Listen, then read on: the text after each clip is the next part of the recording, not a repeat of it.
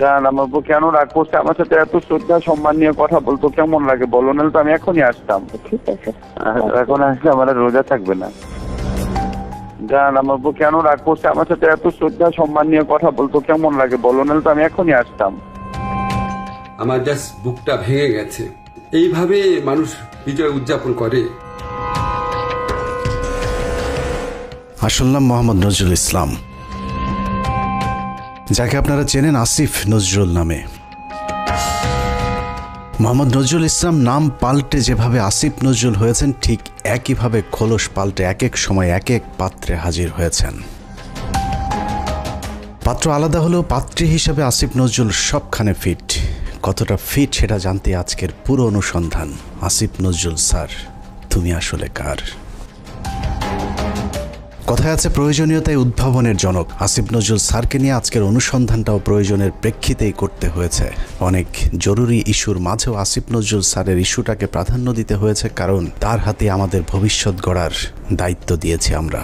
ইতিহাস গড়ার পথে যাত্রা করা ট্রেনের চালক যদি ভুল পথে যাত্রা করে, তাহলে এই জাতি আর কখনোই গন্তব্যে পৌঁছতে পারবে না। আসিফ নজরুল ওরফে নজরুল ইসলামকে সামনে রেখে সুখের স্বপ্ন নিয়ে 18 কোটি যাত্রী যে ট্রেনে চেপে বসেছি, সেই ট্রেন ভবিষ্যতে কোন দিকে যাবে সেটা অনুমান করতে চালকের অতীত সম্পর্কে একটু জেনে আসা বাঞ্ছনীয়। আসিফ নজরুলের অতীত কেমন সেটা জানার আগে ভারতীয় গোয়েন্দা সংস্থা বাংলাদেশে কিভাবে তাদের অপতৎপরতা চালায় সেটা একটু বুঝে আসতে হবে। বাংলাদেশের রয়ের প্ল্যান অনুযায়ী মোট 3টি লেয়ার কাজ করে। প্ল্যান এ সরাসরি ভারতের পক্ষে ঘোষণা দিয়ে কাজ করা, যেটা গেল 15 বছর আওয়ামী লীগ এবং হিন্দুরা করেছেন। রাষ্ট্রীয় গুরুত্বপূর্ণ প্রতিষ্ঠানগুলোতে বড় বড় পদ পদবি নিয়ে এরা সরাসরি ভারতের এজেন্ডা বাস্তবায়ন করেছে বাংলাদেশে। এমনকি শেখ হাসিনা নিজে ঘোষণা দিয়ে ভারতের পক্ষে কাজ করার কথা স্বীকার করেছেন। আমরা ভারতকে যে দিয়েছি সেটা ভারত সারা জীবন মনে রাখবে। দ্বিতীয় লেয়ারে থাকা রয়ের সদস্যরা কাজ করে গোপনে। তারা সরাসরি ভারতের পক্ষে কথা না বললেও ভারতীয় দূতাবাসের সাথে তাদের সার্বক্ষণিক যোগাযোগ রেখে ভারতের প্রয়োজনে সব কিছু করে থাকে। তৃতীয় লেয়ারে থাকা রয়ের সদস্যরা সবচেয়ে ভয়ঙ্কর। এদেরকে সাধারণ দৃষ্টিতে দেখে মনে হবে প্রচণ্ড ভারত বিরোধী, কিন্তু গোয়েন্দাদের প্রথম 2টি লেয়ার যখন অকৃতকার্য হয়, তখন সবশেষ লেয়ারটি কৌশলে দাঁড়িয়ে যায়। আর এই লেয়ারে যারা থাকে তাদের পরিচয় যখন প্রকাশ পায়, তখন আসলে কিছুই করার থাকে না। যে কারণে এদের ব্যাপারে অতি সাবধানী হওয়া অত্যন্ত জরুরি। এই শ্রেণীর ভারতীয় এজেন্টদেরকে সবচেয়ে বেশি কৌশলী হতে হয়, কারণ তাদেরকে ডুয়েল রোল প্লে করে দুই পক্ষকেই খুশি রাখতে হয়। এই ধরনের গোয়েন্দা এজেন্ট নির্বাচনে ভারতীয় গোয়েন্দাদের কিছু সুনির্দিষ্ট চাহিদা থাকে। এসব ক্ষেত্রে যারা আওয়ামী চেতনাধারী, দুশ্চরিত্র, ইসলাম বিদ্বেষী এমন ধরনের সব ব্যক্তিদেরকে বাছাই করা হয়। অন্তরে আওয়ামী চেতনা লালন করলেও প্রকাশ্যে তাদেরকে বিপরীত রূপে আত্মপ্রকাশ করানো হয়। এ ধরনের এজেন্ট তৈরিতে 1 যুগ 2 যুগ, আবার কখনো তারও বেশি সময় লেগে যায়, যাতে তাদের পেছনের ইতিহাস মানুষ ভুলে যায়। দেখতে কিছুটা নিষ্পাপ, শ্রুতিমধুর, বাকপটু গোছের এসব এজেন্টদেরকে দিয়ে কখনো কখনো সাধারণ ভারত বিরোধীদের চাইতেও কঠোর ভাষায় ভারতকে আক্রমণ করানো হয়, যা দেখে মনে হবে এরা প্রচণ্ড ভারত বিরোধী।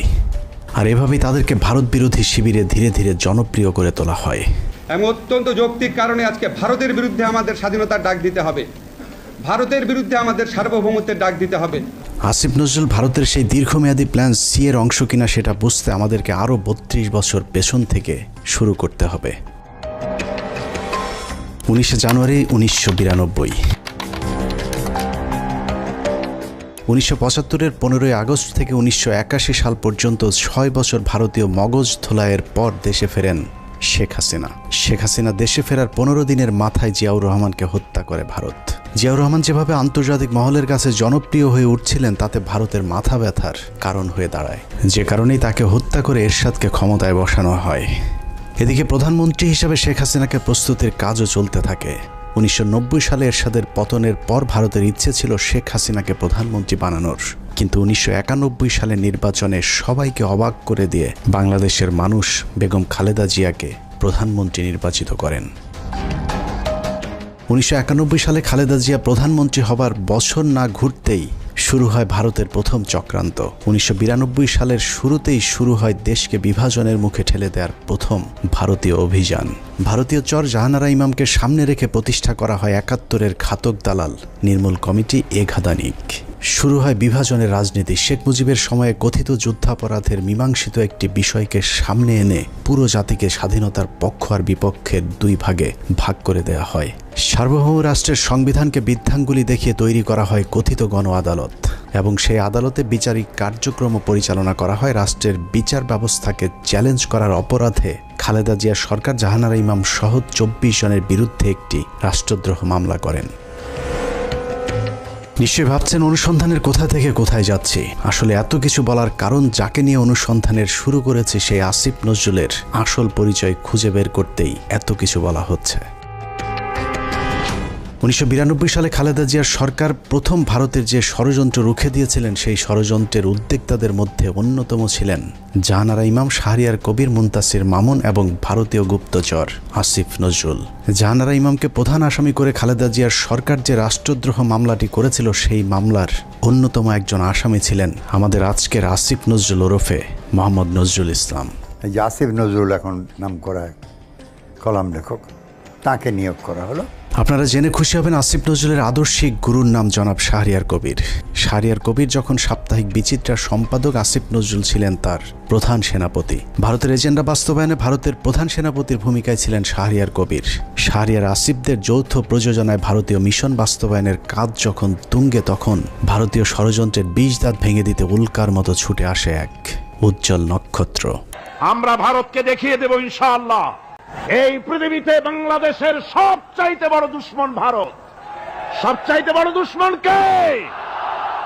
ফ্যামিলিয়নের বাঁশিওয়ালার মতো মাওলানা দেলোয়ার হোসেন সাঈদী যখন আ ক খ করে সারা দেশের মানুষকে ভারতীয় ষড়যন্ত্রের ব্যাপারে ঐক্যবদ্ধ করছিলেন, তখনই পদে আগুন জ্বলে যায় আসিফ নজরুল আর তার আধ্যাত্মিক গুরু শাহরিয়ার কবিরের। আমি আল্লাহর নামে কসম করে বলছি, আল্লাহ তোমার জাতের কসম, তোমার ইজ্জতের কসম, তোমার সম্মানের কসম, 1971 সনের এক ফোঁটা পানি বা কাদা আমার গায়ে লাগে নাই, লাগে নাই, লাগে নাই।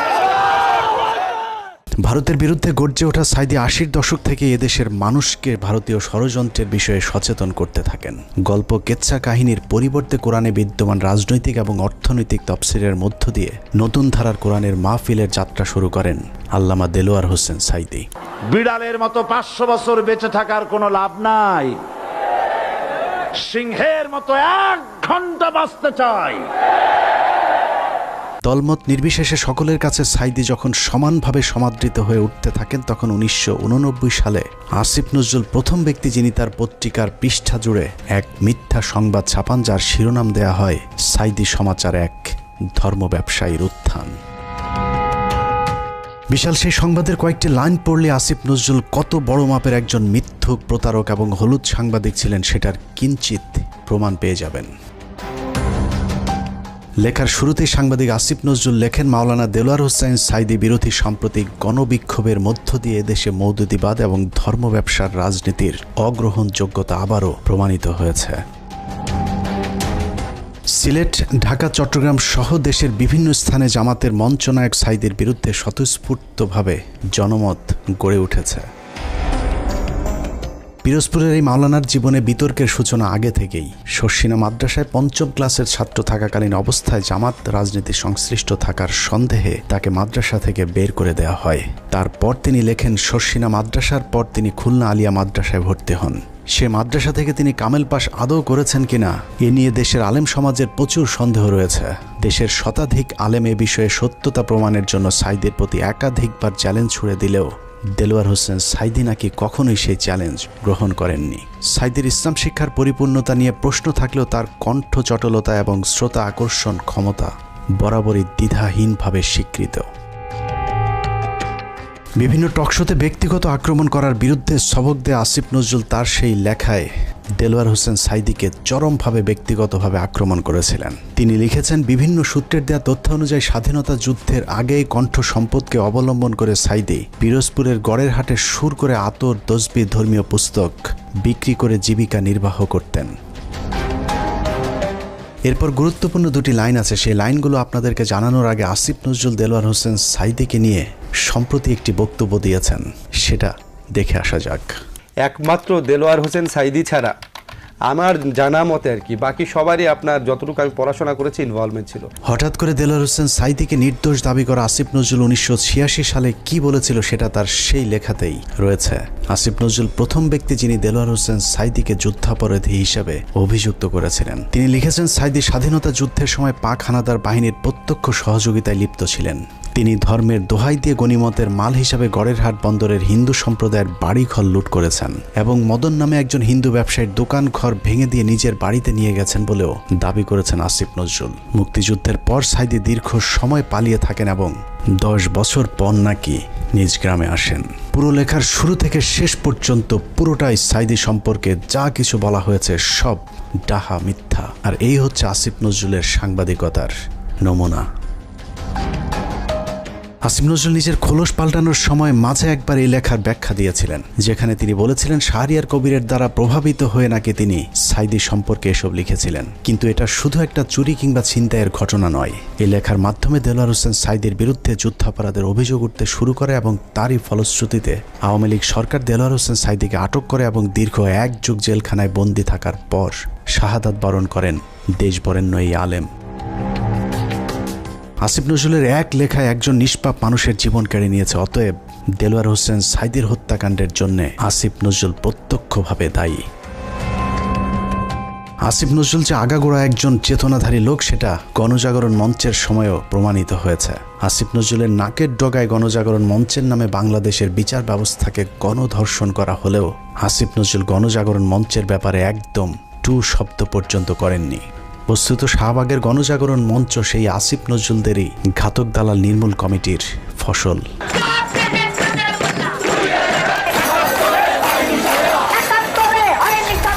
আসিফ নজরুলের কাঁধে দেয়া ভারতীয় ষড়যন্ত্রের প্রথম অ্যাসাইনমেন্ট শেষ হয়েছে। আসিফ নজরুল নিজেকে পাল্টে এখন ভারত বিরোধী আর আওয়ামী বিরোধী প্রমাণের চেষ্টা করে যাচ্ছেন। মাঝে হজ করে এসেছেন, রোজাও রাখেন, রোজার মাঝে পরকিয়া করতে গিয়ে কাপড়ও নষ্ট করেন। এখন তুমি বাসায় একা একা বসে আছো, কেউ যত্ন নিচ্ছে? যত্ন নেওয়ার কিছু না, আমি খালি শুয়ে ঘুমাচ্ছি আর শুয়ে আছে। চলে আসো না কেন, দেখে যাও আমাকে। হ্যাঁ, আমাকে দেখে যাও। আমিও তো চাই। জ্বর আক্রান্ত অবস্থায় পড়ে আছো এখন। আমি আসলে ইয়ে তো কেউ থাকে না কেন তোমার পাশে এখন? আসো, এসে দেখে যাও আমাকে। আসতে চাই। তোমাকে স্বপ্নে দেখতেছিলাম। জান, আমার বউ কেন রাগ করছে? আমার সাথে এত শ্রদ্ধা সম্মান নিয়ে কথা বলতো, কেমন লাগে বলো? নাহলে তো আমি এখনই আসতাম। চলে আসো, এখন তো আসবে না বাসায়।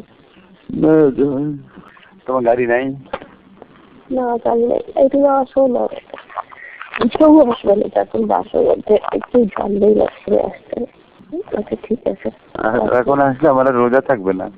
আরেকজনের বউয়ের জ্বরে সেবার হাত বাড়িয়ে দেওয়া সমাজসেবক আসিফ নজরুল যে এখনো ভারতীয় জ্বর, চলুন তার আরও প্রমাণ দেখা যাক। রমনা বটমূল সারা দেশে সিরিজ বোমা হামলা, নারায়ণগঞ্জ গ্রেনেড হামলা থেকে শুরু করে বাংলাদেশে ভারতীয় গোয়েন্দা সংস্থার যে কটি বড় চক্রান্ত হয়েছে তার মধ্যে একটি 21শে আগস্ট গ্রেনেড হামলা। কতটা সূক্ষ্মভাবে 21শে আগস্টের ঘটনা ঘটিয়েছে তা নিয়ে আমাদের একটি অনুসন্ধান চলছে, যা কিছুদিনের মধ্যেই প্রকাশ করা হবে। সম্প্রতি 21শে আগস্টের মামলা থেকে তারেক রহমান সহ বিএনপির সব আসামিদেরকে অব্যাহতি দেওয়া হয়েছে। তার মানে বিএনপি এই ঘটনার সাথে জড়িত নয়। অথচ এই আসিফ নজরুলের স্বভাব সুলভ জোরালো ভঙ্গিতে বলেছিলেন 21শে আগস্ট গ্রেনেড হামলার জন্য দায়ী বিএনপি এবং ওই ঘটনাটি ধামাচাপা দেওয়ার জন্যও নাকি বিএনপি চেষ্টা করেছিল। বিএনপি কি এই হত্যার ঘটনা 21শে আগস্ট আক্রমণের ঘটনা ধামাচাপা দিতে চেয়েছে? অবশ্যই চেয়েছে। তারা জঘন্য রকম ভাবে ধামাচাপা দিতে চেয়েছে, হাস্যকর ভাবে ধামাচাপা দিতে চেয়েছে। এখন প্রশ্ন হলো আসিফ নজরুলের বক্তব্য কোনটা সঠিক? বিএনপি দোষী নাকি বিএনপি নির্দোষ? যদি এখন বিএনপির চাপে তারেক রহমানকে অব্যাহতি দিয়ে থাকে তাহলে তার পদত্যাগ করা উচিত। আর যদি আগের বক্তব্য মিথ্যা হয় তাহলে সেই মিথ্যা তিনি কার পরামর্শে বলেছিলেন সেই জবাব জনগণের সামনে দিতে হবে। আসলে আসিফ নজরুল আগে যা বলেছিলেন সেটাই তার আসল চরিত্র। এখন তিনি যা করছেন সেটা তার অভিনয়। উপরে উপরে নিজেকে আওয়ামী এবং ভারত বিরোধী প্রমাণের জন্য রক্ত গরম করার কথা বললেও আসিফ নজরুল আসলে একজন ভারতীয় জ্বর এবং তিনি যা কিছু করেন সবকিছু ভারতীয় থিঙ্ক ট্যাঙ্ক, ডেইলি স্টার এবং প্রথম আলোর অফিস থেকেই করানো হয়। অনেকেরই মনে হতে পারে আসিফ নজরুল আগে খারাপ থাকলেও এখন ভালো হয়ে গিয়েছেন, কিন্তু চলুন দেখা যাক আসিফ নজরুল আসলেই ভালো হয়েছেন কিনা। আমার জাস্ট বুকটা ভেঙে গেছে। এইভাবে মানুষ বিজয় উদযাপন করে।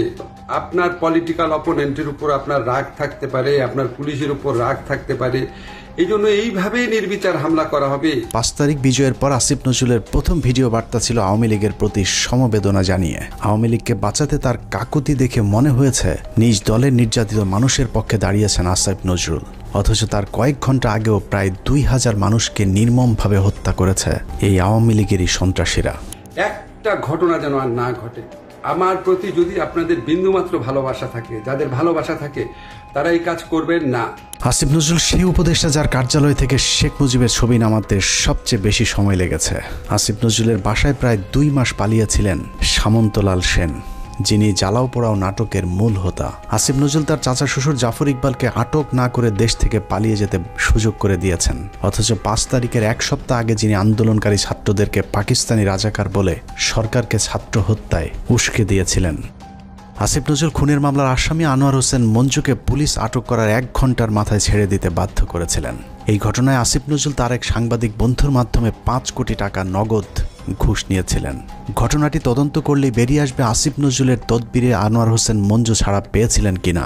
অথচ মঞ্জুর ইত্তেফাক পত্রিকা গেল 15 বছর হাসিনার দালালি করেছে এবং আন্দোলনের সরাসরি ছাত্রদের বিরুদ্ধে অবস্থান নিয়েছিল ইত্তেফাক পত্রিকা। আসিফ নজরুল সেই উপদেষ্টা যার ইশারায় সাবের হোসেন চৌধুরী সহ একের পর এক আওয়ামী লীগের হত্যা মামলার আসামিরা জামিনে ছাড়া পাচ্ছেন।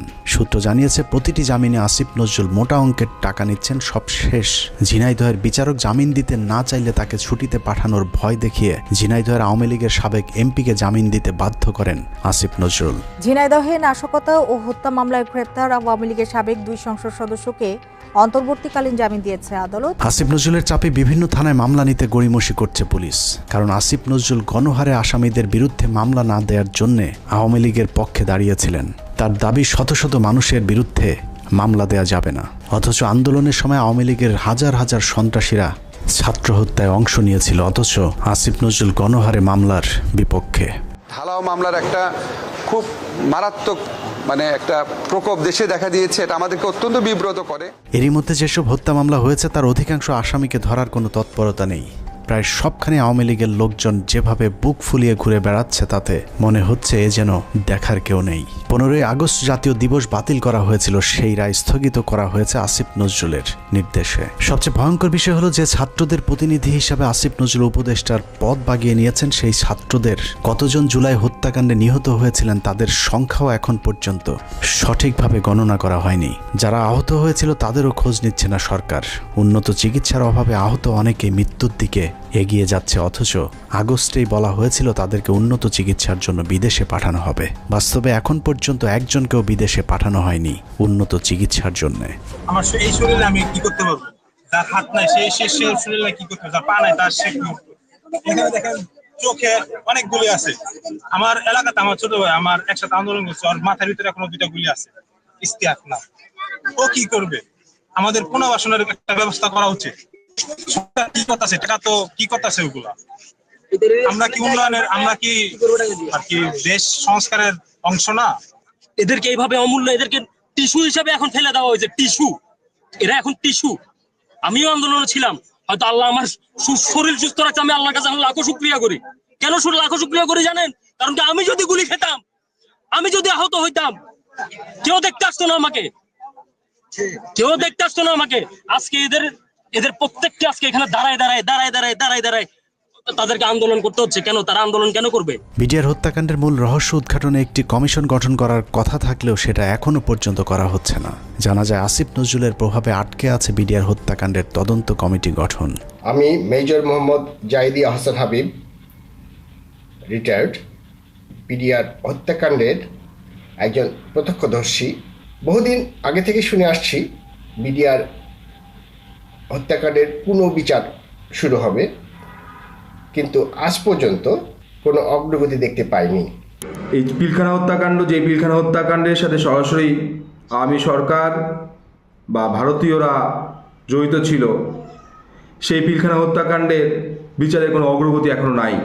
গত 4 মাস 4টি ডেট পড়ার পরেও তারা মুক্তি পায় নাই। কোর্ট বিভিন্ন অজুহাতে জামিন শুনানি দীর্ঘায়িত করছেন। এদিকে পিলখানা হত্যাকাণ্ডে বলির পাঠা বিডিআর জওয়ানদের মামলায় 5 তারিখের পর 3টি জামিন শুনানি হয়েছে।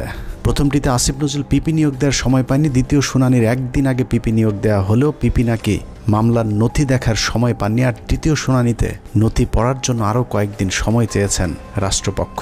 এভাবেই হাইকোর্ট দেখানো হচ্ছে দেশপ্রেমিক জওয়ানদেরকে। 5 তারিখের পর এরই মধ্যে 2 জন বিডিআর জওয়ানের জেলখানায় রহস্যজনক মৃত্যু হয়েছে। এতে বিডিআরের অন্য সদস্যরাও আতঙ্কে আছেন বিডিআর হত্যাকাণ্ডের ঘটনা ধামাচাপা দিতে তাদেরকেও ধীরে ধীরে অসুস্থতার নামে হত্যা করা হতে পারে। একইভাবে তারেক রহমানের মামলাগুলোতেও নানাভাবে জটিলতা তৈরি করে রাখা হয়েছে। এখনও লুৎফুজ্জামান বাবরকে ছাড়ার কোনো খবর নেই। এক মহান দেশপ্রেমিক সেনা কর্মকর্তা মেজর জেনারেল রেজ্জাকুল হায়দারকে এখনও মামলার দোহাই দিয়ে জেলে আটকে রাখা হয়েছে। দেখে মনে হচ্ছে আসিফ নজরুল আর প্রথম আলোর জন্যই ছাত্ররা স্বাধীনতা এনেছিল।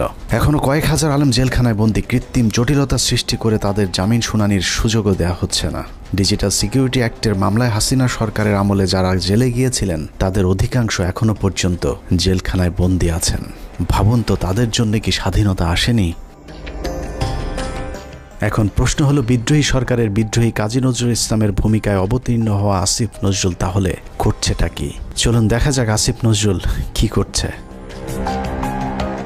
17 মে 2021। রাষ্ট্রীয় গুরুত্বপূর্ণ নথি অনুমতি ছাড়া ছবি তোলা ও সংগ্রহের অভিযোগে প্রথম আলোর জ্যেষ্ঠ প্রতিবেদক রোজিনা ইসলামকে শাহবাগ থানায় সোপর্দ করেছে স্বাস্থ্যসেবা বিভাগ। সাংবাদিক রোজিনা ইসলামকে কারাগারে পাঠিয়েছে ঢাকার সিএমএম আদালত। বাংলাদেশের ইতিহাসে প্রথমবারের মতো জাতীয় সংবাদপত্রের একজন সাংবাদিক চুরির দায়ে আটক হয়েছিল। চোরের নাম প্রথম আলোর সাংবাদিক রোজিনা ইসলাম। স্বাস্থ্য খাতে লুটপাট আর দুর্নীতির সাথে জড়িত রোজিনাকে মনে করা হয় স্বাস্থ্য খাতের মাফিয়া। রোজিনার ভাগ ছাড়া স্বাস্থ্য মন্ত্রণালয়ে কোনো প্রকল্প বাস্তবায়ন করা একদম অসম্ভব। মন্ত্রণালয়ে রোজিনার চেয়ে তার ভাই আর স্বামীর ক্ষমতা নাকি আরও অনেক বেশি। স্বাস্থ্য মন্ত্রণালয়ে কেউ তার কথার বাইরে গেলেই তার বিরুদ্ধে নিউজ করার হুমকি দিয়ে ঠান্ডা করে রাখা হয়। তাকে দিয়ে স্বাস্থ্য মন্ত্রণালয়ের সব স্বার্থ উদ্ধার করে থাকে প্রথম আলোর মতিউর রহমান। কিন্তু কথায় আছে, চোরের 10 দিন গৃহস্থের একদিন। বারবার ধান খেয়ে যাওয়া ঘুঘু রোজিনাকে বধ করা হয় 17 মে 2021 সালে। সচিব সাহেবের পাশে যে রুম আছে সেই রুমে তো ফাইল টাইল রাখা আছে। ওই রুমে ঢুকে ওই ফাইলের ছবিগুলো তুলতেছিল এবং কিছু ফাইল উনি নিজে নিয়েছিল। মন্ত্রণালয়ের একটি সূত্র জানিয়েছে, পুলিশ রোজিনাকে কাজের লোক মনে করে আটক করেছিল। কাজের লোকের মতো দেখতে রোজিনা কেন ফাইল ঘাটাঘাটি করছেন এটা চোখে পড়তেই পুলিশ তাকে আটকায়। পুলিশের কাছে বারবার নিজেকে সাংবাদিক পরিচয় দিলেও রোজিনার বেশভূষা দেখে পুলিশ তা বিশ্বাস করেনি। রোজিনা যতক্ষণে নিজেকে সাংবাদিক প্রমাণ করেছে ততক্ষণে মন্ত্রণালয়ের ঊর্ধ্বতন কর্মকর্তারা হাজির। তারা এসে দেখলো একজন ব্যক্তি ওখানে ফাইলের ছবি তুলতেছে এবং ফাইল কিছু নামিয়ে ব্যাগে ঢুকাইছে, শরীরেও ঢুকাইছে। রোজিনার পাজামার নিচ থেকে বের করা ফাইল দেখে সচিব উপসচিবদের মাথা ঘুরতে থাকে, কারণ এই ফাইল এমন এক চুক্তির যে চুক্তি বাংলাদেশ সরকার আমেরিকা এবং ভারতকে না জানিয়ে চীনের সাথে করেছিল। ভারতকে টাকা দিয়ে ফাইজারের টিকা না পেয়ে চীনের সিনোফার্মের টিকা কেনার চুক্তি করে বাংলাদেশ। সেই খবরেই ক্ষিপ্ত হয় ভারতীয় চর প্রথম আলো কর্তৃপক্ষ। চুক্তির বিষয়টি ভারতকে জানানোর জন্যই রোজিনাকে চুরি করে ফাইলের ছবি আনতে পাঠিয়েছিল মতিউর রহমান। কিন্তু পুলিশ দেখে চুক্তির সেই কাগজ রোজিনা তার ভেতরে ঢুকিয়ে ফেলেছিল। এই ফাইলগুলো ছিল টিকা সংক্রান্ত। আমরা যে রাশিয়ার সাথে টিকা চুক্তি করছি, চায়নার সাথে টিকার চুক্তি করছি। গ্যারান্টি দিয়ে বলে রাখলাম, প্রথম আলো রোজিনা সচিবালয় থেকে ফাইল চুরি করেছিল এবং এখানে এক ফোঁটাও মিথ্যে নেই। অথচ উপদেষ্টা হিসেবে আসিফ নজরুল প্রথম কার্যদিবসে রোজিনার মামলাটি খারিজ করে দেওয়ার আশ্বাস দেন। পরদিন মামলাটি খারিজ হয়ে যায়। প্রায় 3 বছর পর অফিসিয়াল সিক্রেটস অ্যাক্টে করা মামলা থেকে অব্যাহতি পেয়েছেন প্রথম আলোর বিশেষ প্রতিনিধি রোজিনা ইসলাম। 2019 সালের 1 নভেম্বর ঢাকার রেসিডেন্সিয়াল মডেল স্কুল অ্যান্ড কলেজে প্রথম আলোর কিশোর ম্যাগাজিন কিশোর আলোর বর্ষপূর্তি অনুষ্ঠানে বিদ্যুৎ পৃষ্ঠ হয়ে 9ম শ্রেণীর শিক্ষার্থী নাইমুল আবরার নিহত হন। ওই ঘটনায় আবরারের বাবা একটি হত্যা মামলা দায়ের করেন, যে মামলায় প্রথম আলোর সম্পাদক মতিউর রহমান সহ 10 জনের বিরুদ্ধে গ্রেপ্তারি পরোয়ানা জারি হয়েছিল। আবরারের বাবাকে ভয়ভীতি দেখিয়ে ক্ষমতার জোরে মামলাটি আগেই স্থগিত করে রেখেছিল প্রথম আলো। যাবতীয় মুভমেন্ট তাদের দ্বারা নিয়ন্ত্রিত ছিল। আমি যেটা মনে করি যে এর দায়ভার কিশোর আলোকে অবশ্যই নিতে হবে। সুপ্রিম কোর্টের একটি সূত্র জানিয়েছে, আসিফ নজরুলের নির্দেশে পুরো মামলাটি খারিজ করে দেওয়ার প্রক্রিয়াও প্রায় চূড়ান্ত করেছেন আসিফ নজরুল আর মাস দুয়েক আইন উপদেষ্টা হিসেবে থাকলে প্রথম আলোর নামে আর কোনো মামলা আদালতে অবশিষ্ট থাকবে না। এখন প্রশ্ন হলো, আসিফ নজরুল কি শুধুই প্রথম আলোর সাংবাদিকদের বাঁচানোর জন্য উপদেষ্টা হয়েছেন? উনি কি জানেন এদেশে কত সাংবাদিক আওয়ামী লীগের বিরুদ্ধে কথা বলার কারণে দেশ ছেড়েছেন? এই প্রতিবেদন লেখা পর্যন্ত আইন মন্ত্রণালয়ের একজন পিয়নও আমাদের কাউকে ফোন করার সময় পায়নি। উল্টো প্রথম আলোর বিরুদ্ধে আমরা কোনো কথা বললেই মতির পক্ষে হামলে পড়েছেন আসিফ নজরুল সহ তার কিছু উচ্ছিষ্টভোগী। আমি স্পষ্ট বলতে চাই যে প্রথম আলো পত্রিকা তাদের সামনে, ওখানে ডিবি মুনির ছিলেন এবং তার বস ছিলেন এই পুলিশের সাবেক আইজিপি, তিনি তখন ছিলেন ঢাকা মেট্রোপলিটনে, তিনি পুলিশ কমিশনার ছিলেন। তো ওনারা আমাকে একটু মনে করছিলেন হুজুর টাইপের মানুষ, হাবাগুবা টাইপের হতে ভাবছিলেন, হাত করার পরেই আমাকে একটু দূরে দাঁড় করেছিলেন। ওখান থেকে আমি পরিষ্কার দেখতে পাচ্ছিলাম যে প্রথম আলো পত্রিকার আমাদের সামনে লেখা, এবং শিরোনামটা আমি দেখে ফেললাম, ওখানে লেখা আছে যে আমেরিকান এমবেসি ও ভারতীয় দূতাবাসে আক্রমণের পরিকল্পনায় চট্টগ্রাম থেকে এই জঙ্গিদেরকে গ্রেপ্তার, একদম হেডলাইন এটা। তো এরপর ধারাবাহিক যে ঘটনা ঘটলো, এই আমাকে রাতের গভীরে জিজ্ঞাসাবাদ করা হতো, বিভিন্ন সময় আমাদেরকে নিয়ে জিজ্ঞাসাবাদ করা হতো। আমার সাথে আমার স্কুলের আর দুজন টিচার ছিলেন, কখনো সম্মিলিত কখনো একা একা আমাদেরকে জিজ্ঞাসাবাদ করা হতো।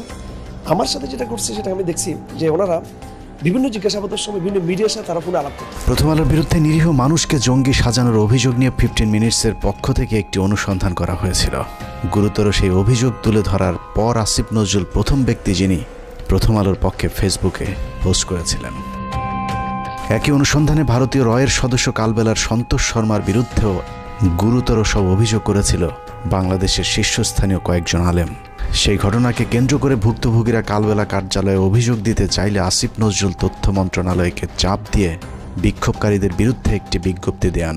তথ্য মন্ত্রণালয় সেই বিজ্ঞপ্তি দেওয়ার পর আসিফ নজরুল সেই বিজ্ঞপ্তি শেয়ার করে আমাদেরকে হুমকি দেন, যদিও সংশ্লিষ্ট মন্ত্রণালয়ের উপদেষ্টা নাহিদ ইসলামও সেই বিজ্ঞপ্তি শেয়ার করার প্রয়োজন মনে করেননি। প্রশ্ন হলো, আসিফ নজরুলের আগ বাড়িয়ে কেন সেই বিজ্ঞপ্তি শেয়ার করতে হলো? আসিফ নজরুল এবং প্রথম আলোর প্রভাব কতটা শক্তিশালী সেটা বুঝতে দুটি ঘটনা তুলনা করা যাক। ডক্টর মোহাম্মদ ইউনূসের সরকার গঠনের পর ব্রিগেডিয়ার জেনারেল এম সাখাওয়াত সরকারের মুখপাত্রের ভূমিকায় ছিলেন। এটা অনেক বড় পার্টি এবং I have lot of respect for Awami League. বঙ্গবন্ধুর স্বপ্ন ছিল, নষ্ট করবেন না, এটা আপনার নষ্ট করার কোনো অধিকার নাই। পার্টিকে রিঅর্গানাইজ করেন, একটা পলিটিক্যাল পার্টির মতো যেভাবে থাকে, ইলেকশন আসলে ইলেকশন কন্টেস্ট করবেন। আওয়ামী লীগের পক্ষে সাখাওয়াতের এক বক্তব্যে মন্ত্রণালয়ে ছাড়তে হয়েছে প্রভাবশালী এই উপদেষ্টাকে। এবার চলুন প্রথম আলো আর আসিফ নজরুল কত শক্তিশালী সেটা দেখা যাক। 5টা মিনিটের লেগে তুই খালি একটু আয়া কর, তোরে মাইরা আমি ঘুমামু ভাই, আমার ঘুম হয় না, তোরে মাইরা ঘুমামু, তুই একটু আয় ভাই, তুই নিশুনে দাদা, তোর মায়ে ঘুমায়, তোর মায়ে। নাটক চলচ্চিত্রের মাধ্যমে পরকীয়া সমকামিতা থেকে শুরু করে ইসলাম বিদ্বেষ, সমাজ ধ্বংসের অন্যতম মাস্টার মাইন্ড মোস্তফা সরোয়ার ফারুকী। মোস্তফা সরোয়ার ফারুকী সংস্কৃতি উপদেষ্টা হিসেবে শপথ নেয়ার পর দেশের শতভাগ মানুষ তীব্র প্রতিবাদ জানিয়েছিল। তারপরেও ফারুকীকে সরানো যায়নি, কারণ আসিফ নজরুল এবং প্রথম আলোর যুগ্ম সম্পাদক আনিসুলের অনেক পুরাতন নারী সাপ্লায়ার মোস্তফা সরোয়ার ফারুকী। আসিফ নজরুল দাবি করেছেন তিনি ফারুকীর উপদেষ্টা হবার বিষয়ে কিছুই জানেন না, কিন্তু আমাদের হাতে আসা তথ্য বলছে আসিফ নজরুল ফারুকীর অনেক পুরাতন বন্ধু। প্রায় এক যুগ আগে ফারুকী এবং তিশার বিয়েতে হাতে গোনা যে কজন মানুষ দাওয়াত পেয়েছিলেন, আসিফ নজরুল সেই ভাগ্যবানদের মধ্যে একজন। মোস্তফা সরোয়ার ফারুকীর মন্ত্রণালয়টিও আসিফ নজরুলের নিজে ছেড়ে দেয় মন্ত্রণালয়। এবার প্রশ্ন আসতে পারে, ফারুকীর সাথে আসিফ নজরুলের সম্পর্ক আছে ঠিক আছে, কিন্তু প্রথম আলোর সাথে ফারুকীর সম্পর্কটা আসলে কি? এটাই আজকের অনুসন্ধানের সবচেয়ে গুরুত্বপূর্ণ বিষয়। আসিফ নজরুলের মতো হানি ট্র্যাপে পড়ে যারা প্রথম আলোর হয়ে কাজ করতে বাধ্য হন, তাদের জন্য প্রথম আলোর সবচেয়ে বড় ফাঁদ হচ্ছে মেরিল প্রথম আলো, এবং সেই সাথে সম্প্রতি যোগ হয়েছে চরকি নামে আরেকটি প্রথম আলোর ওটিটি প্ল্যাটফর্ম। চরকি নামক ওটিটির চক্করে ফেলে বিভিন্ন নায়িকার মডেলদের ক্যারিয়ার গড়ে দেওয়ার লোভ দেখে আসিফ নজরুলদের মতো খদ্দের সংগ্রহ করে প্রথম আলো। নায়িকা মডেলদের সাথে বিশেষ মুহূর্তের ভিডিও ধারণ করে আজীবনের জন্য জিম্মি করা হয় রাষ্ট্রের বিভিন্ন গুরুত্বপূর্ণ পদে থাকা ব্যক্তিদেরকে। এই ফাঁদ তৈরিতে সবচেয়ে গুরুত্বপূর্ণ ভূমিকা পালন করে রেদওয়ান রনি আর মোস্তফা সরোয়ার ফারুকী, যার আড়ালে থেকে সব কলকাঠি নাড়েন প্রথম আলোর সাংবাদিক আনিসুল হক। মোস্তফা সরোয়ার ফারুকীর মতো একজন লম্পট কিভাবে উপদেষ্টা হলেন সে বিষয়ে সিদ্দিকুর রহমানকে প্রশ্ন করা হয়েছিল। প্রশ্ন করতে অভিনেতা সিদ্দিকুর রহমান বলেন, সবই ভারতের খেলা। রিহাবে আছিল ফারুক, এটা তো জানি আমি। যখন রিহাবে ছিল তো অহংকার খাইনিও জানি আমি। এটা ইউনিভার্সাল ট্রুথ। সালারা দেখি যে মানুষটাকে 90% মিডিয়ার মানুষ তাদের বিরোধী, 10% তার পক্ষের লোক পাওয়া যাবে কিনা সন্দেহ। সেই মানুষটা আমি পুরো অবাক হয়ে গেলাম। সরে তার বানাইছে প্রথম আলো, এটা তো প্রথম আলো, বেসিক্যালি প্রথম আলো, বুঝছি, ডেইলি স্টার প্রথম আলো। উইকিপিডিয়ার তথ্য অনুযায়ী ট্রান্সকম গ্রুপের মালিকানাধীন মিডিয়া স্টার লিমিটেডের অধীনে প্রথম আলোর মাধ্যমে পরিচালিত চরকি নামক প্রতিষ্ঠানটির প্রধান পরিচালনা কর্মকর্তা রেদওয়ান রনি, আর চরকিতে সবচেয়ে বেশি কন্টেন্টের যোগানদাতা মোস্তফা সরওয়ার ফারুকী। নারী খেকো আনিসুল, ফারুকী আর রনি 3 মাফিয়ার হাতে জিম্মি হয়ে আছে বাংলাদেশের মিডিয়া জগৎ। প্রথম আলো চক্রের ফাঁদে পা দিয়ে অনেক অভিনেত্রী অন্ধকার জগতে জড়িয়েছে, আবার যারা তাদের ফাঁদে পা দিতে রাজি হয়নি তাদেরও ক্যারিয়ার ধ্বংস হয়ে গিয়েছে। তো আজকাল তো দেখা যাচ্ছে শেখ হাসিনার তারাইয়া যেই জিনিসটা হয়েছে, সেখানে সেই উপদেষ্টারা মানে উচ্ছিষ্ট করছে দেশটাকে। যেমন ফারুকীর জন্য যখন ডক্টর ইউনূস বাইরে গেল, রাস্তাঘাট ভাইঙ্গা মানে শেখ হাসিনার মতে তার বয়দায় করতে চাইছে, সে নির্লজ্জভাবে নতুন উপদেষ্টাদের সাথে শপথ নিয়ে চাকরি করা শুরু করলেন, একদিনও চাকরি মিস করেন নাই। এই ফারুকী তো একটা সময় দেখতাম গাঞ্জা ছাড়া কিছু খায় না, হ্যাঁ। তারপরে তার একটু উন্নতি হইলো অপিকরিম রেছাইরা, তার আগে বন্যার সাথে ছিল, তার আগে যে গান গায় যে কালী মহিলাটা ভুলে গেছে নামটা, ভুলে গেছে। তারপরে সে এতটাই অমঙ্গলজনক ছিল যে তার ভাই ব্রাদাররা যে প্রথম 4 জন তো জীবন এরা জীবন, আমরা যখন শুটিং করতেছি আশুতোষ জনের বাইনোকুলার, তিন্নিকে ওরা যৌন হয়রানি এবং তাকে শারীরিকভাবে মানসিকভাবে এতটাই ভারাক্রান্ত করছিল। আমরা মামুন আমাকে বলছে যে আপা আশুতোষ শুটিংটা বন্ধ করে দিই, এবং একাধারে তো আমি তো গাঁজা খেতে দেখছি, পরবর্তীতে শুনলাম তিনি ফারুকী রিহ্যাব করে আসছে। এটা আমার কথা না, এটা একদম আপনারা যারা ভীষণভাবে ওনার সাথে সম্পৃক্ত সিদ্দিক তো এখনও বলতেছে আচ্ছা গেল। এই ফারুকীর কর্মকাণ্ড শুনবেন। আমি রাজীব নামে ওদের তখন ফার্স্ট 69-এর সময় একটা এডি খারাপ একটা কথা বলছে, আমি বললাম যে এই কথাটা তোমার মুখে মানায় না, তুমি কেন বললে যে এখান থেকে শিখছে। আমি উদাহরণস্বরূপ ওইখানকার এডি দিয়ে বললাম তোজু এইটা ওইটা। ফারুকী এতটাই মানে তখন গান্ধার তোটে বুঝলা গেছে গে, সবই দরজা আটকাইয়া সব এডিগুলো রেখে আমাকে মাঝখানে এমন অপমান করলো, তোজু এরকম সেরকম সেরকম। আমি না হতভম্ব হয়ে গেলাম। ওর এইটুকু মাপা ছিল না তখন, নন ম্যাট্রিক বা ম্যাট্রিক হইলে যা হয়, পড়াশোনার তো মানে গদ বাধা কিছু নেই। পটেনশিয়াল কি দিছে, 3 সাম 4 সাম, তারপরে মানে যা তা আর কি। আবার আমারটা সময় পরকিয়া, এখন আমার প্রেমের কথা বলতে পারে, বলতেই পারে। তো আগে বলবো আপনারা উচ্ছিষ্ট করেন না দেশটাকে। ফারুকী আমি মেনে নিলাম, অনেক শিল্পী তোমাকে বাধাই দিয়েছে। এভাবে প্রথম আলো কেন্দ্রিক এক সিন্ডিকেট গড়ে উঠেছে মিডিয়া পল্লীতে, যাদেরকে সুবিধা দিতে আসিফ নজরুলের মাধ্যমে ফারুকীকে উপদেষ্টা বানিয়েছে প্রথম আলো। যে কারণে হানি ট্র্যাপের শিকার আসিফ নজরুল সারা জীবন গণতন্ত্রের পক্ষে কথা বলেও গোটা দেশের মানুষের মতামতকে উপেক্ষা করে ফারুকীকে উপদেষ্টা করে রাখতে বাধ্য হন। বর্তমান সরকারের প্রথম আলো চক্রের আরেক গুরুত্বপূর্ণ সদস্য প্রধান উপদেষ্টার প্রেস সেক্রেটারি শফিকুল আলম। 5 আগস্টের আগে কখনো শফিকুলের নাম কেউ শুনেছেন কিনা তার সন্দেহ আছে। তারপরেও 15 বছর হাসিনার বিরুদ্ধে চুপ থাকা শফিকুল হঠাৎ করেই রং পাল্টে হয়ে গেলেন বিদ্রোহী সাংবাদিক। ডক্টর মোহাম্মদ ইউনূসের ভারত বিরোধী পলিসির কারণে শফিকুল আলম এখন ভারতের বিরুদ্ধে কথা না বললেও তিনি সরকারের ভেতরে বসেই ভারতের এজেন্ডা বাস্তবায়ন করছেন।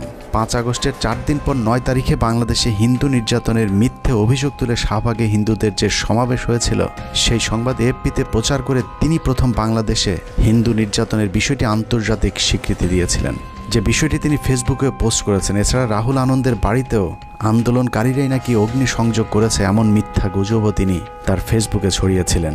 ডক্টর ইউনূসের আদেশ মান্য করতে ইদানিং শফিকুল হিন্দুদের উপর নির্যাতনের বিষয়টি অস্বীকার করলেও প্রেস সেক্রেটারি হবার আগ পর্যন্ত তিনি হিন্দু নির্যাতনের মিথ্যা গুজব তার ফেসবুকে প্রচার করেছেন, যা এখনও তার ফেসবুক ওয়ালে গেলে পাওয়া যায়। শফিকুলের আসল পরিচয় জানতে তার কিছু পুরাতন ফেসবুক পোস্ট দেখলেই চলবে। 2020 সালে শেখ মুজিবের ব্যবহৃত জিনিসের প্রদর্শনীতে গিয়ে মুজিবের পছন্দের কালো কোট পরে ছবি পোস্ট করেছিলেন শফিক। অতীতে আওয়ামী প্রীতি এবং ইসলাম বিদ্বেষী এরকম অনেক পোস্ট রয়েছে শফিকুলের ফেসবুকে। 5 তারিখের পরেও অভ্যাসজনিত কারণে নিজের মুজিব প্রেম এবং ইসলাম বিদ্বেষী চিন্তার বহিঃপ্রকাশ ঘটছে তার বিভিন্ন লেখনীতে। 5 তারিখ শেখ মুজিবের মূর্তি ভাঙার ভিডিও শেয়ার করে শেখ মুজিবকে ইন্ডিপেন্ডেন্ট হিরো আখ্যা দিয়েছিলেন কথিত আওয়ামী বিরোধী সাংবাদিক শফিকুল আলম। আগস্টের 9 তারিখে শেখ মুজিবের নামের পরিবর্তে হযরত ইব্রাহিম আলাইহিস সালামের নামে এক্সপ্রেসওয়ের নাম পরিবর্তনে বেজায় কষ্ট পেয়েছিলেন শফিকুল আলম। শফিক লিখেছিলেন, শেখ মুজিবের নামের পরিবর্তে ইব্রাহিম আলাইহিস সালামের নাম দেওয়াটা একটা ফাজলামো। যারা মুজিবের নামের জায়গায় ইব্রাহিম আলাইহিস সালামের নাম চেয়েছেন তাদের বিচারের দাবি করে শফিকুল আলম লিখেছিলেন, যদি নাম পরিবর্তন করতেই হয় তাহলে ইব্রাহিমের নামের পরিবর্তে যোগেন্দ্রনাথ মণ্ডলের নাম দেয়া হোক। 15 বছর শেখ হাসিনা লুটপাটের উদ্দেশ্যে করা কোনো প্রকল্প নিয়ে শফিকের এত খারাপ লাগেনি যতটা মডেল মসজিদ করাতে লেগেছে। বিটিভির টকশোতে গিয়ে শফিক ক্ষোভ জানিয়ে বলেছেন, মডেল মসজিদ কেন বানাতে হবে? এই যে সরকারি ব্যয় আমার এত 560টা মসজিদ কেন করতে হবে? আমাদের মসজিদের কি অভাব পড়ছিল? বিএনপির ব্যাপারেও চরম বিদ্রোহী শফিকুল আলম। 5 তারিখের পর বিএনপি 3 মাসের মধ্যে নির্বাচন চাইলে শফিকুল বলেছিলেন, বিএনপি হাসিনাকে ক্ষমতা থেকে নামায়নি, অতএব বিএনপির কথা মতো তত্ত্বাবধায়ক সরকার তাদের মেয়াদ নির্ধারণ করবে না। সবকিছুর পর এখানেও প্রশ্ন আসতে পারে, প্রথম আলোর সাথে শফিকুল আলমের সম্পর্কটা কি? শফিকুল আলম সবশেষ এএফপির বাংলাদেশ ব্যুরো চিফ হিসাবে কাজ করেছেন। প্রধান উপদেষ্টার প্রেস সচিব হওয়ার আগে তার জায়গায় তিনি প্রথম আলোর জঙ্গি বিষয়ক বিশেষ সাংবাদিক সাবিহা আলমকে বসিয়ে এসেছেন। যেই সাবিহার বিরুদ্ধে 15 মিনিটসের অনুসন্ধানে দেখানো হয়েছিল কিভাবে তিনি মেজর জিয়াউল হকের বাবাকে হুমকি দিয়ে মিথ্যে জবানবন্দি নিয়েছিলেন। আপনি বলছেন যে জিয়া হচ্ছে একরোখা এবং ধর্মান্ধ ছিল, এই বক্তব্যগুলিও আপনি কোন পরিস্থিতিতে দিচ্ছেন? তখন যে পরিস্থিতি ছিল ওই পরিস্থিতির শিকার হয়ে আমি এটা বলতে পারি। এটা না হলে আপনাদের মানে অত্যাচার হয়ে যেত, আমিও তো হয়তো আয়না করে থাকতেন। উনি বললো যে আমি সাংবাদিক ও আই রিপোর্ট এগেইনস্ট সামথিং, মানে উনি নাকি উনি বিশেষ সাংবাদিক বলে যে জানেন আপনার কিন্তু ক্ষতি হতে পারে, দেখো আমি একটু চেক করতেছি, বুঝলেন? মানে যদি আমি মানে ওনার পক্ষে আনসার না করবি তাইলে আমার তো আয়না করে মানে কিডন্যাপ করে ফেলবে। প্রথম আলোর মতিউরের আরেক বন্ধু টিআইবির নির্বাহী পরিচালক ইফতেখারুজ্জামান, তাকে বসানো হয়েছে দুদক সংস্কার কমিশনের চেয়ারম্যানের পদে। 75 বছর বয়সী ইফতেখারুজ্জামান এক স্বৈর শাসক হিসেবে নিজের পদ আঁকড়ে বসে আছেন টিআইবিতে, যেখানে তার নিজের বিরুদ্ধে অভিযোগ রয়েছে টিআইবির রিপোর্ট জালিয়াতির। যেহেতু সরকারের সাথে ডক্টর ইফতেখারুজ্জামান বা টিআইবির যে নির্বাহী পরিচালক, ওনার সাথে কিন্তু সরকারের উচ্চ পর্যায়ে একটা ধর্মমরম বা যোগাযোগ আছে। বিশেষ করে তখনকার প্রধানমন্ত্রী খুব প্রভাবশালী উপদেষ্টা জনাব এসটি ইমাম ও ঘর হিজবি বলা যায় উনি খুব স্নেহভাজন ছিলেন। এখন অনেকটা বলা যায় এই সম্পর্কের কারণে আওয়ামী লীগ সরকার বা শেখ হাসিনার সরকার যাতে করে কোনো প্রকার ব্যয়কায়দা না পড়ে এবং টিআইবিও যেন ঝুঁকিতে না পড়ে বা শেখ হাসিনার বিরাট ভাজন না হয়, তখন উনি যে কাজটা করেছেন এই রিপোর্টটাকে তামাদি করে দিয়েছেন, উনি প্রকাশ না করার জন্য সিদ্ধান্ত নিয়েছিলেন। এবং এই রিপোর্টটা যদি প্রকাশ পেত তাহলে বাংলাদেশের মানুষ, বাংলাদেশের জনগণ এবং বাংলাদেশের বিভিন্ন পর্যায়ে যারা আছে বা দাতা সংস্থাগুলোকে জানতে পারত যে বাংলাদেশে উচ্চ পর্যায়ে কিভাবে দুর্নীতিগুলো সংগঠিত হয়, আয়োজিত হয় এবং দুর্নীতির যে সাথে যুক্ত যারা মানে বলা যায় প্লেয়ার বা খেলোয়াড়, তারা কিভাবে সেখানে খেলে, হ্যাঁ, কার কি রোল থাকে এবং সেটার প্রভাব কি আমাদের দেশবাসী খুব ভালোভাবে জানতে পারত। টিআইবির সাবেক কর্মকর্তা রেজাউল করিমের করা কয়েকটি রিপোর্ট সহ বিগত আওয়ামী সরকারের বিরুদ্ধে করা গুরুত্বপূর্ণ কয়েকটি রিপোর্ট গায়েব করে দিয়েছিলেন ইফতেখারুজ্জামান। ইফতেখারের মাধ্যমে প্রথম আলো আসিফ নজরুল গং তাদের পছন্দের দুর্নীতিবাজ এক কর্মকর্তাকে দুদকের চেয়ারম্যান বানানোর অপতৎপরতা শুরু করেছেন।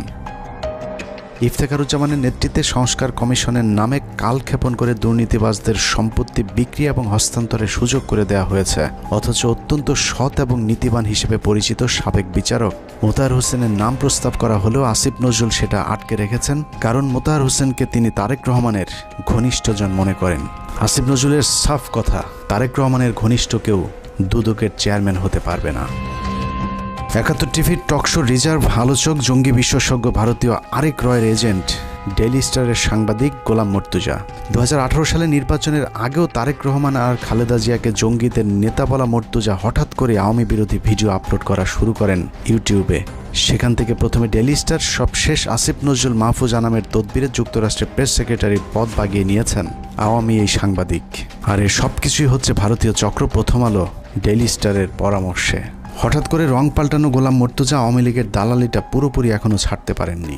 দুদিন আগেও গোলাম মর্তুজা ডিবিসির টক শোতে বলেছেন সরকার শেখ মুজিবকে জাতির পিতা না মানলেও শেখ মুজিব নাকি আরও শক্তিশালী হয়ে ফিরে আসবেন বাংলাদেশে।